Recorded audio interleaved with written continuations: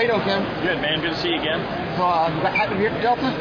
Yeah, it's going to be. It should be good. This weather's perfect, you know. You fished it a good bit? Well, this is the fourth Classic I've fished here, so I've got a pretty good idea of what it's been like in the past. You know, I've never been here this time of year though, but I'm expecting it to be good. A lot of staging fish. I mean, they're getting ready to spawn, so I mean, that's what they're thinking, and it's warming up, so it should be really good. You know, there's no excuse for not catching this thing. What can you tell us about what's going to be going on tomorrow with you?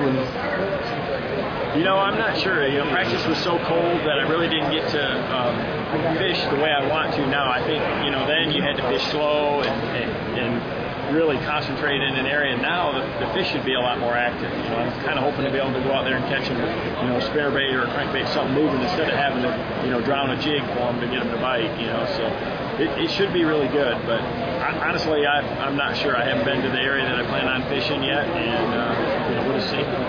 Last year, the red-eye shad, the gold shiner, really played a big part in your win.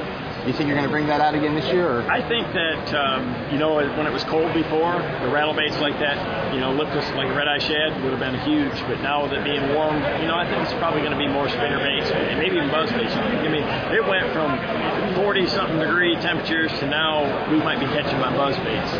Really? What kind of water temperature you were seeing? It'll be in the 60s for sure. Oh, really? Yeah. What about the tide here? Is that going to play any effect in what you're doing? It does. The tide here is very slow, so it's not like a lot of places we go, but it does. I mean, when the water's coming up, when the tide's incoming, right now, it's much better fishing.